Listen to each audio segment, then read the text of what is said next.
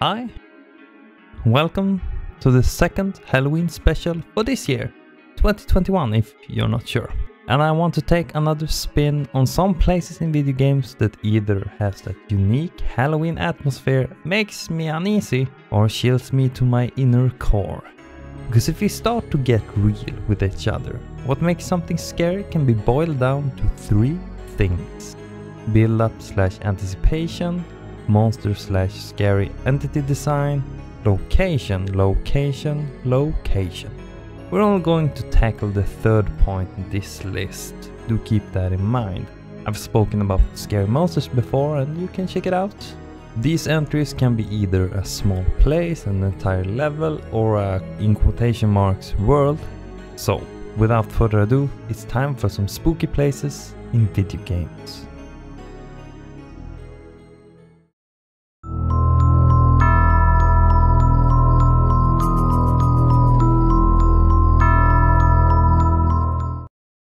Let's start out with something more towards the mellow side, that still has that bone-chilling atmosphere. Mega Man is one of my favorite game series of all time. I've played and beaten most of them. Heck, I even filled up a memory card back in the day with solely Mega Man X4 save slots.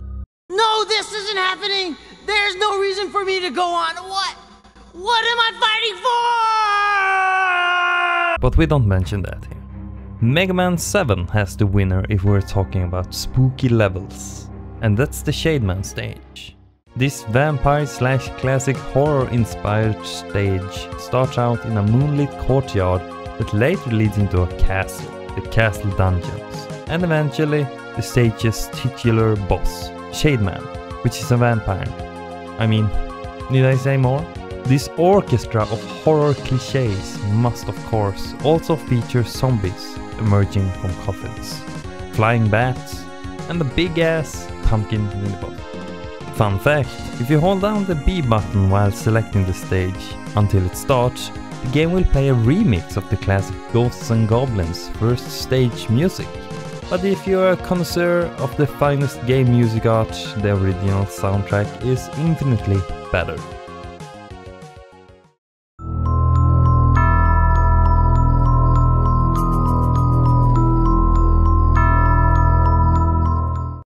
Leaving our beloved blue bot behind us, let's take this in the completely opposite direction with the number 9 spot. A skeletal boat ride to hell. That's a different kind of hell, the worst one, the one we don't talk about. So, let's pretend it doesn't even exist. Getting back to the talking point of this video. Spinal's stage from Killer Instinct 2/Gold is literally a bone-chilling stage, and thus perfect for the list. While you focus on trying to pummel your opponent into paste, Spinal's skeletal army keeps on rowing as if their non-existent life depended on it, rowing until one warrior falls. In many ways, this vessel can be considered a last voyage for one of the fighters battling it out. And if you look at it that way, well, it's pretty metal, isn't it? Nowadays, this stage might be connected more to the fantastic Pirates of the Caribbean series, with many similarities. But I'll always connect a regalia of rowing skeletons in the middle of a storm, while two dudes or dudettes duke it out, more on the Halloween side.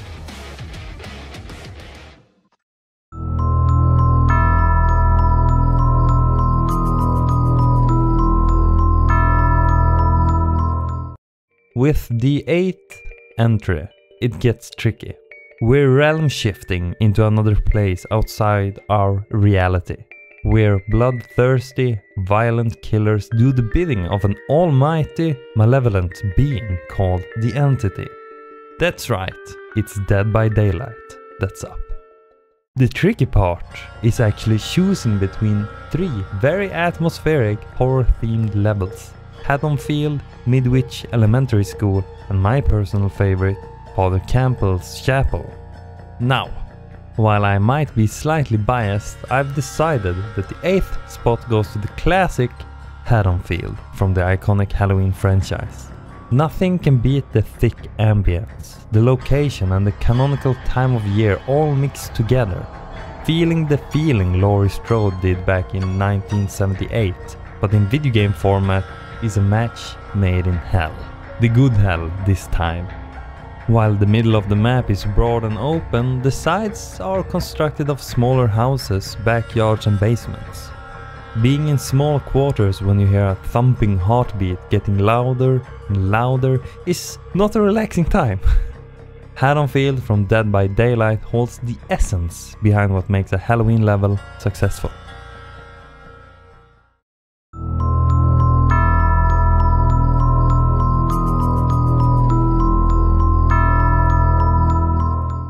Cutting back on the intensity for a while, let's revisit a childhood favorite of mine, Donkey Kong Country 2.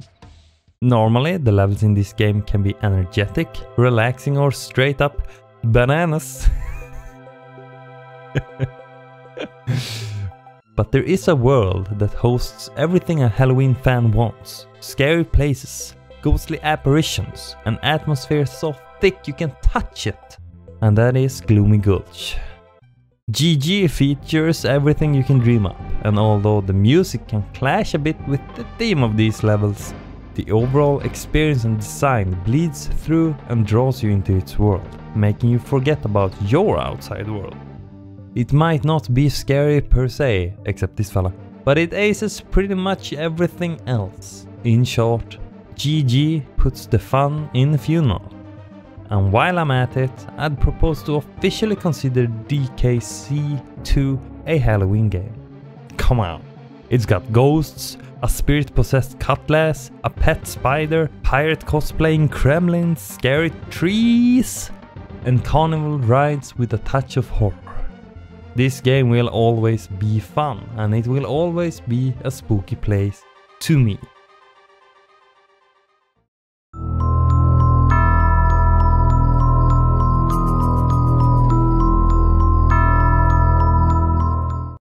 Fighting games has an incredible advantage when making their stages. The stages themselves can be focused on something specific. They can showcase a culture, scenery, a feeling, or they may even be designed in a way that actually puts the fight itself more in the center. Every aforementioned point can be found in these games in some capacity. If we're talking Street Fighter V though, these stages can be extremely bland or uninteresting, often featuring random persons doing random things in the background, but in recent times they've turned that around in the right direction, for my tastes. Number 6 on this list proves that undoubtedly, with the Union Graveyard stage. Granted, they also have the spooky arena, but it comes nowhere close to the chilly atmosphere of the Union Graveyard, featuring a cascade of classic objects that encapsulates Halloween. Twisted trees, gravestones, orange warm light and a big ass moon overlooking the fighting pair. It's a joy to behold. And both this and Spooky Arena fits the Halloween season to a T. Well done, Street Fighter V.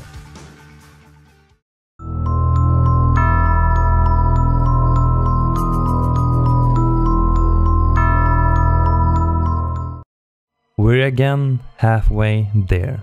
If I was asked a few things that really would scare the pants off me, and I had to answer truthfully, I'd answer being chased while having no means to defend myself, psychological horror, and space. The unknown vastness of empty, silent, cold space. Just the thought of it makes me shudder. But off to space we go. I've never been the biggest fan, but no one can deny the impact that Alien had upon the horror genre when it was released back in '79. The films portrayed an isolated fear that had never been fully explored before. Turn that into a video game and we're set. And that's what Creative Assembly of all studios did with Flying Colors. The station known as Sevastopol in the earlier part of the game gives off this uneasy vibe throughout the entire station, while the design of it, the station that is, triples the dread and atmosphere. All that's left to complete the puzzle is the alien. This fearsome creature has a fantastic AI and can detect noises of all kinds. And this includes the microphone for your console/headset as well. Trying to be quiet when the alien literally scrapes your shoulder is no easy task, nigh impossible. Add in the fact that you're stuck on a space station in space, and hello fear, my old friend. Don't come to cry in space again. If I'm ever stuck on a spaceship, I'm just gonna sit myself down in a corner and cry.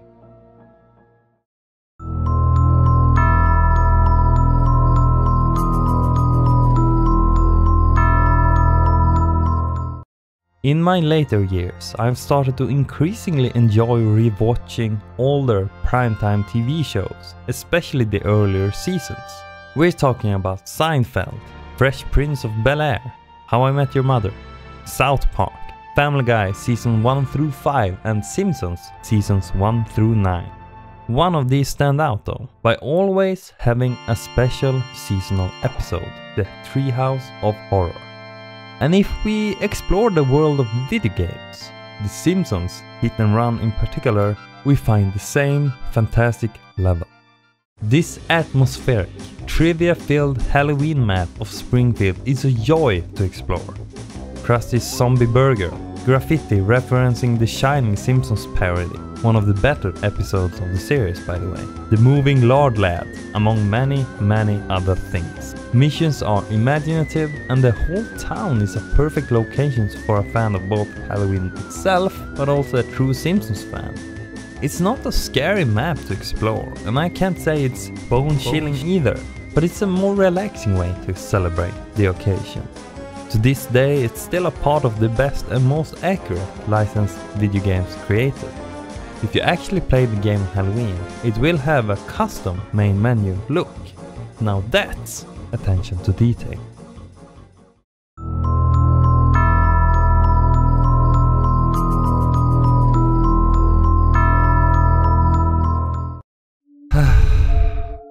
We're heading off to space.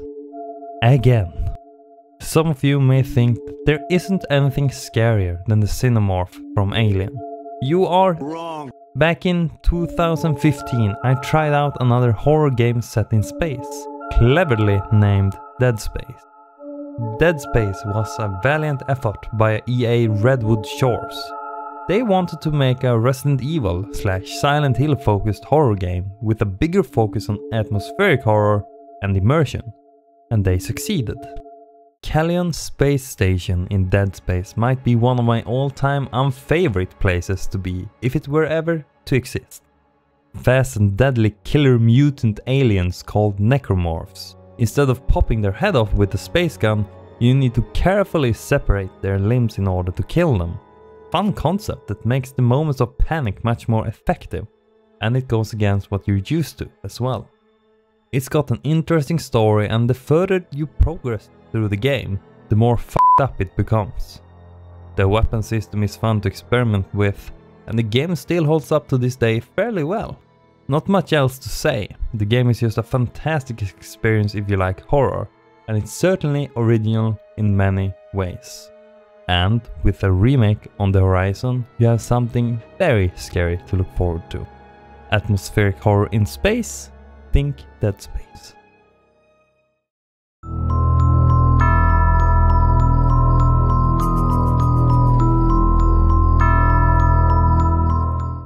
Hey, my name is Hatisk, and if you watched last year's Halloween video, you might remember me. I mentioned then that I'm a huge horror fan, and I still am, and I just want to thank Alpha for letting me join in this year's fun as well. If we're going to talk about creepy places, this next entry cannot be overlooked. Alpha mentioned earlier about this trinity of terror for him personally. Being chased, having no means to defend yourself, and psychological horror. The next place has all that and even adds another fear, being locked into a place with seemingly no way to escape. That's right, we gotten ourselves into the Mount Massive Asylum from Outlast. This is one of the most f***ed up places in all of gaming in Alpha's and also my book. Along with maybe Raccoon City and Silent Hill. The reason for the amount of dread held within these walls of Mount Massive is once again threefold. Fear of the unknown, the knowledge that you're being actively chased and hunted, and lastly, not knowing if there's an escape or not. You never know who, or more likely what, you'll come across within the walls of the asylum.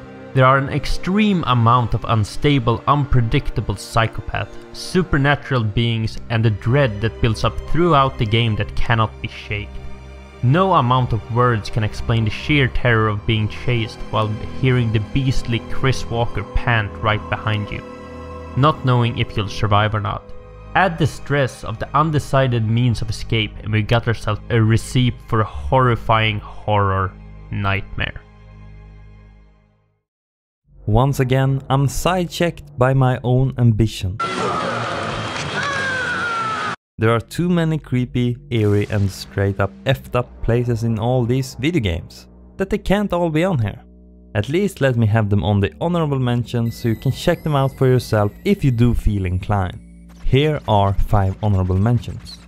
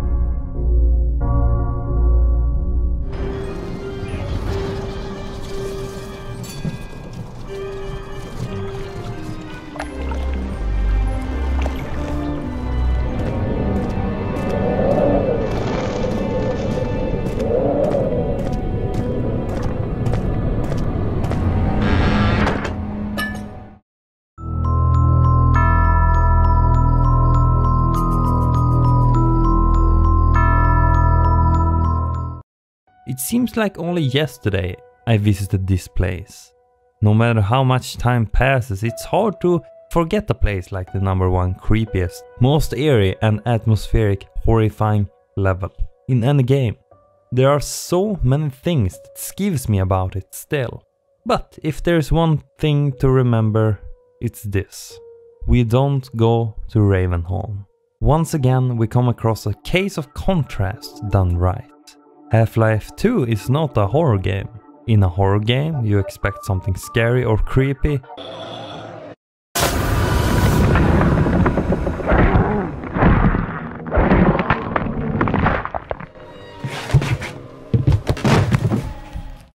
But not so here.